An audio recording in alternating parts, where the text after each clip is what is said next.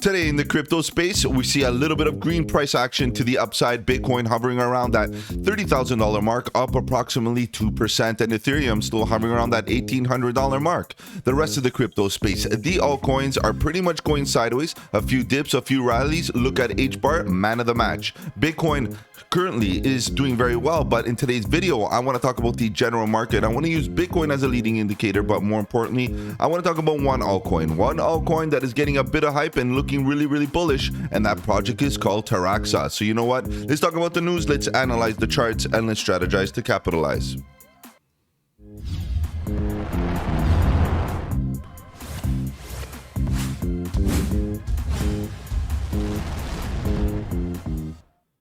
Welcome to the channel. My name is Mike, and let's get right into it, guys. If you're new to the channel, welcome. On the channel, we talk about cryptocurrency, Bitcoin, Ethereum, and all the altcoins, looking for opportunities, whether we go up or down, bearish or bullish. All we want to do is stay one step ahead of the market so that we can capitalize on any of that volatility. And if you appreciate that strategy, subscribe to the channel and click the bell so you don't miss out on any of my future videos, including the live streams at 7:30 Eastern, where we talk about crypto news and price action. Guys, in today's video, I want to talk about one altcoin that currently is getting a bit of hype.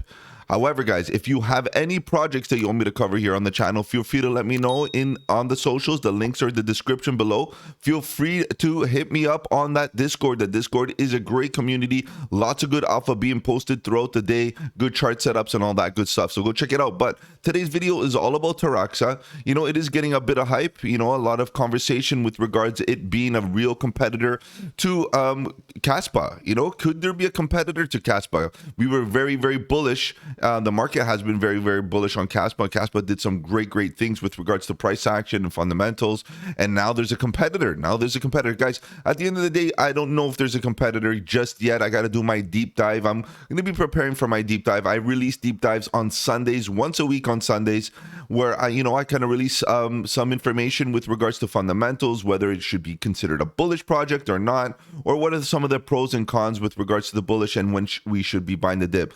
So you know what, stay tuned. Make sure that you stay tuned, because I'm going to be releasing deep dives on Sunday, and so far I plan on doing it on Taraxa. Since there's so much talk about it, I feel like we need to take a bit of a deep dive there. But before we begin and we look at Taraxa and we look at Bitcoin, I want to look at the general market first. Let's take a look at what this market's doing right now. Bitcoin's looking pretty strong, you know, in comparison to the rest of the crypto space. So is XRP, both up approximately 2%, which is very good, considering that we've been going sideways for the last little while. However, guys, creating a lower high and getting rejected wouldn't be looking so good. A lot of people are quite bearish currently at the moment, and Bitcoin did dip at lower levels below the range and not looking so good, but now it's getting a bit of relief to the upside. And I expected a bit of relief. I'm expecting a bit of relief throughout the market here and there. A few altcoins doing good. Look at Altcoin, although it's only up 1.4%, it is breaking out of range. So this is what we have to look at, is the structure, not just the percentages. It's the structure that is breaking out of, because at the end of the day, it could be a continuation to the upside for a lot of these projects that are breaking structure, like Chainlink right now, you know, bottom of the range, breaking a bit of structure after a double bottom. Right now it's up 3.7%, so showing some strength there. I like Chainlink. I wouldn't mind taking a look at Chainlink in tonight's live stream. I'm going to be putting it on the list. Obviously, guys, if you have any projects that you want me to cover here or on the channel, feel free to let me know in the comment section below. But join the live stream. It's a great place for you actually to request the projects that you're interested in live, and I'll pull them up live, and we'll talk about the charts for sure. Link. I'm going to put that on the list, and I'll put the ones that you guys request in priority. All right, guys, let's continue. What else do we have here? We have Hedera Hashgraph again doing very well, 17% to the upside. I'm glad that we covered Hedera Hashgraph in that long position earlier on. It's probably 5 days into that trade setup, and right now, you know, 5 days in, you're looking at a 7-day rally up 17%. So pretty good overall. I think, getting into a defensive strategy right now would be really good on H bar, especially as we enter those double-digit gains. Pullbacks, there's still pullbacks in certain cases on some of these altcoins. However, guys, yeah, look at Optimism finally pulling back. It's been doing very, very well. We've been talking about OP even last night. OP looking good. Trail up those stop losses, type of thing. Take those profits. That's how it works, guys.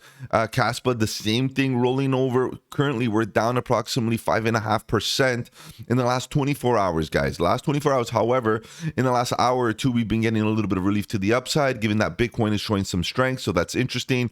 Algo showing that strength, guys, at the bottom of the range, double bottoming. Last line in the sand for Algorand, finally waking up. 5.7% to the upside. Really, really necessary for Algorand. So bullish on Algorand because I want Algorand to be bullish. I want Algorand to get out of its current scenario. I want it to look really good, get into that bullish stance. What else do we have? Multiverse X. Okay, nothing really happening there in the last little while. Yes, it's up 2%, but since the rebranding, I haven't seen Elrond do anything. So unfortunately, I think the branding didn't do very well for it. Got a little bit confusing. Immutable X. What else do we have? Sideways Injective, not really breaking any structure. We have eCash looking really strong for that rally, up 3%. I'm not really interested in any token that has the word cash in it for some reason. It doesn't do well for me. Fracshare getting a bit of a grind to the downside. Rocket Pool dipping down 5%. What's going on with Rocket Pool? For those of you that are bullish, keep an eye on Rocket Pool because it's down approximately 15% in the last 7 days. The question is there something wrong with its fundamentals? What FUD has been released? Why is this happening with regards to its dip and in relation to its fundamentals? If nothing has happened and it's just undervalued currently, short-term pullbacks do happen. Guys, maybe it's time to start looking at buying the dip. So we'll take a look at Rocket Pool maybe tonight. Again, I'm going to put it on the list. Rocket Pool. Ticker is RPL. And I'll put that one on the list, of course. Let's continue going down. What else? Sideways. Pumps. Mina looking strong. 2.7%. And that's it. Bone sideways, but still looking very strong. Overall, 8% to the upside in the last 7 days. Pretty good. Okay, the market in general, you can see, is either getting a bit of relief to the upside or still going sideways. Nothing really, really strong. Nothing really that evident. Algorand is showing the most strength personally at the current moment. But Bitcoin as a leading indicator, guys, it could be looking like it's getting some relief and maybe trying to hit those top of the range levels. All right, guys, I know you're here to talk about charts. Let's get right into it. Let's take a look at Bitcoin. What is Bitcoin doing currently at the moment? It did grind down. It is still grinding down, and we're getting little reliefs to the upside, which is absolutely normal. And I know that after every little rally up, after every little dip, we see fluctuations, especially in the altcoin market. Right now, you can expect that the altcoin market is going to be benefiting from this little pump up here on the 4-hour time frame. Okay, so this is why we're seeing some relief. And yesterday, after noting this bullish divergence here, okay, and also now getting that confirmation low, which is not even a low really, it's a double bottom. We're at a triple bottom type of scenario here. We're basically range bound, you know what I mean? So we're getting support at the bottom of the range. Now we got that bounce. Now we're pretty much touching the top of the range and getting into an overbought scenario here on the 4 hours. So getting into fresh longs on the 4 hour right now is a bit risky, to be honest. It's a bit risky. I feel like we could top out maybe at about 30,000 more or less, maybe even slightly under. And expect a bit of a rejection. And for you to actually get bullish for a bigger move, you're going to have to get into larger time frames. But larger time frames are not showing it to me. Like if you get into the daily, right? So you can see that overall the price action is still downward sloping. Okay, the RSI is still kind of hovering around this level in the mid zone, in the chop zone of the 50 EMA, of the 50 RSI right here in the 50%, which means that ultimately we could hesitate here for the next little while, and then maybe break down further. The only thing that I can see right now that is super bullish is this MACD.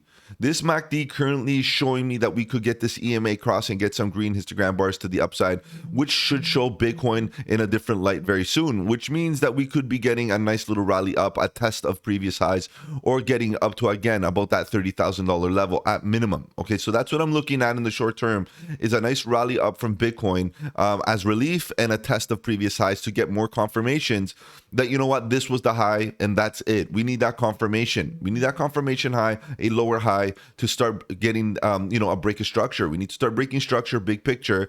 And if we are going to go sideways here, you know what I have to say, guys, altcoin season on while Bitcoin goes sideways. So show us a range and let Bitcoin altcoins do their thing. All right, guys, so let's move on. Let's talk about Taraxa.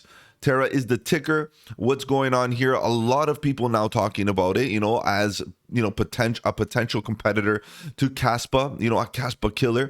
Kaspa's still young as well. We're talking about these small little projects, competing, which is very, very, very healthy.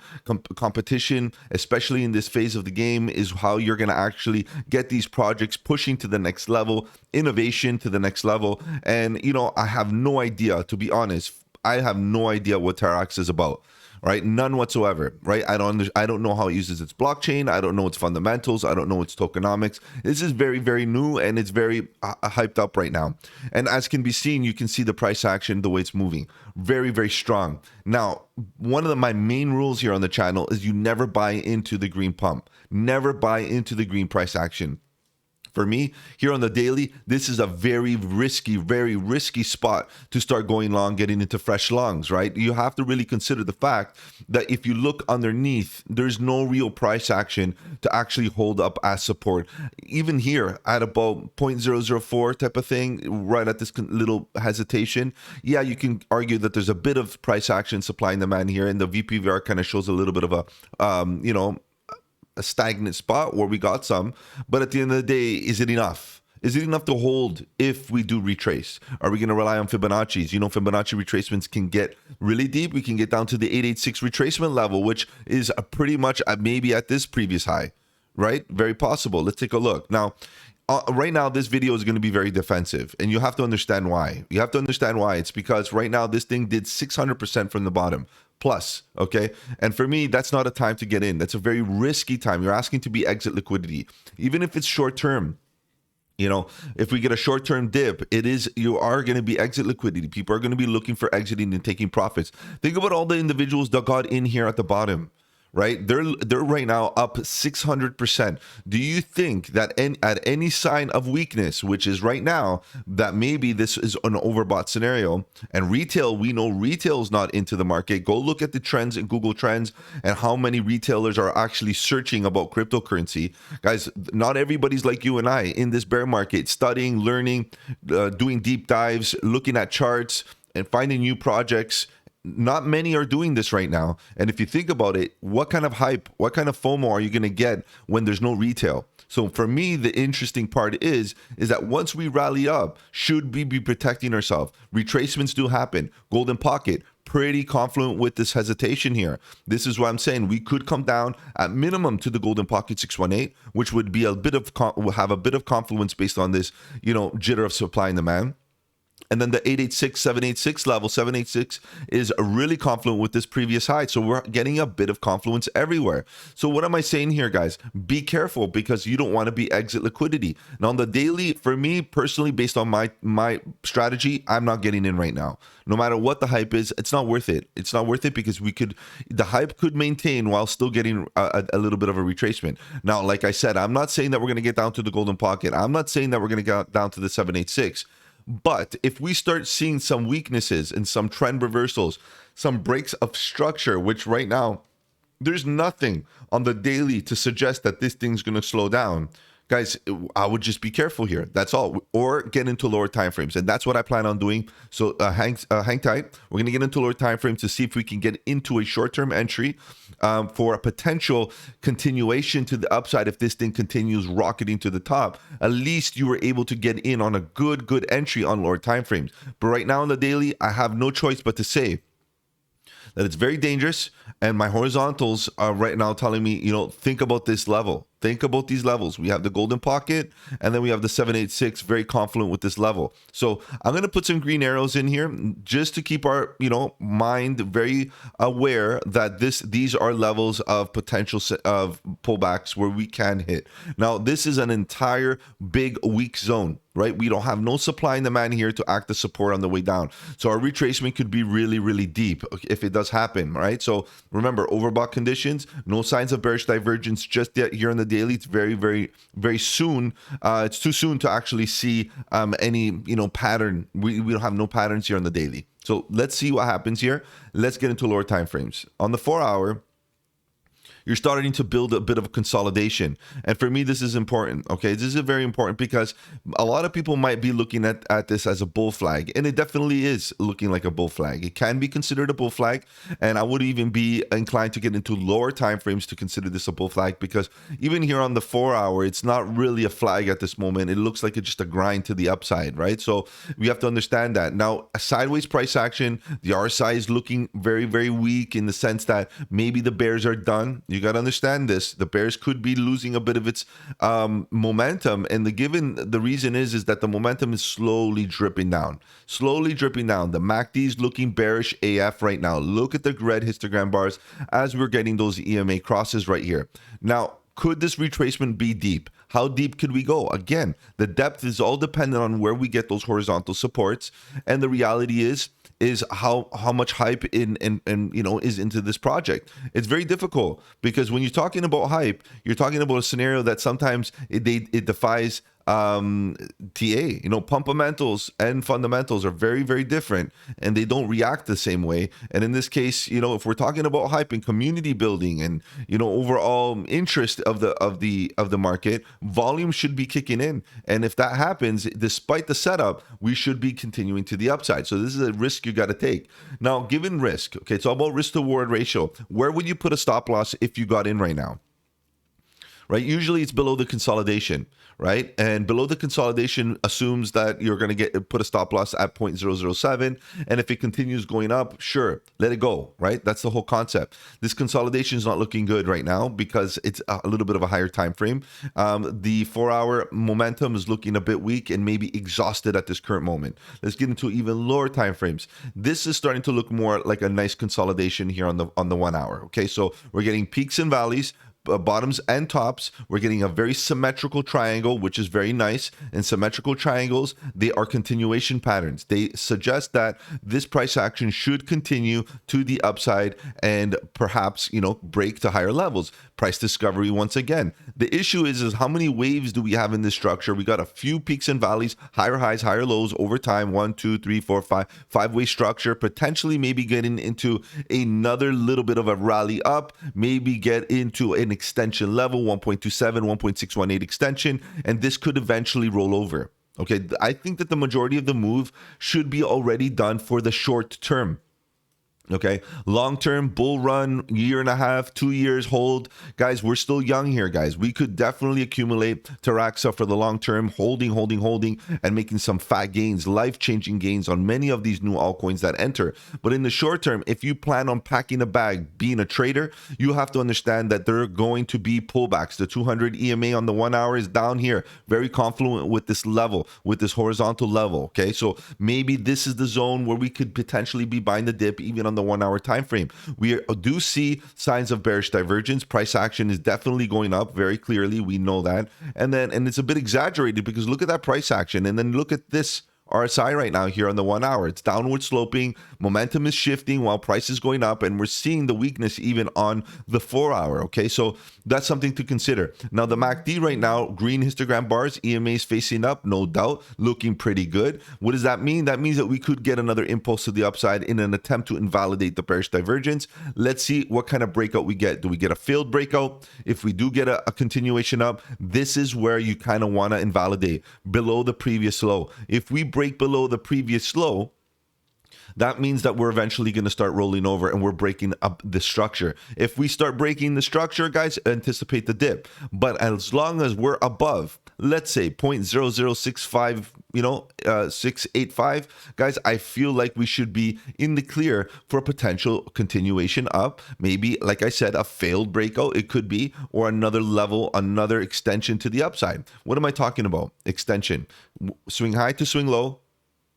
Let's say right about here, 1.618, 1.27. These are all extension levels. These are areas where, I would be really thinking about being defensive. And you can see that right now I'm very defensive in this strategy is because we've already done very well. And I'm going to show you what I mean by very well. Very well means that this thing rallied from the bottom a significant amount. And percentage-wise, I think it's about 650% from its initial rally up, right? With no real break. We got a bit of a break right here, sideways consolidation, a bit of a break here, and continuation all the way up until right now, which we are actually getting a real break, meaning, some relief or some sideways price action for consolidation, 600%, guys. What else do you want? This thing did very well in the short term.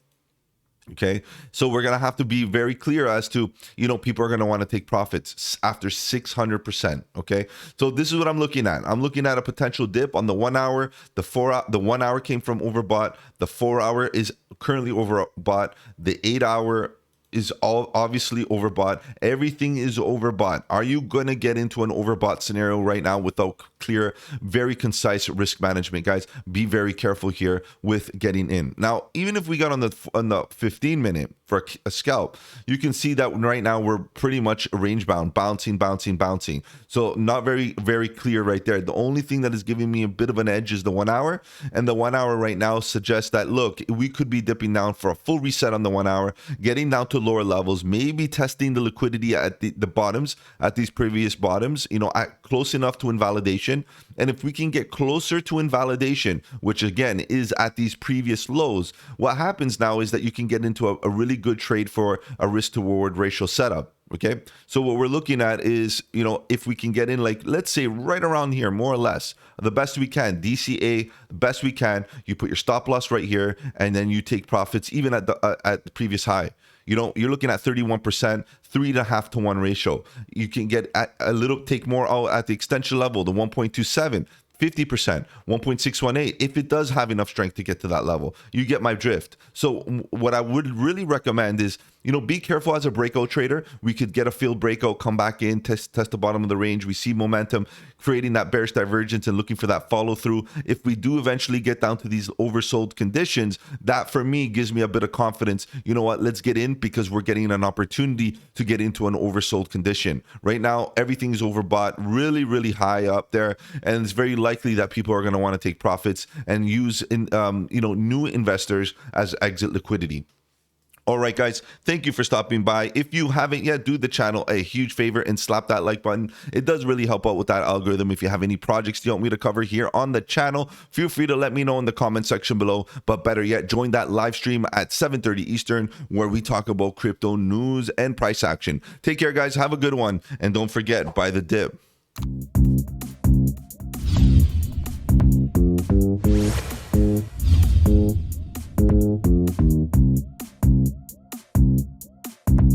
Thank you.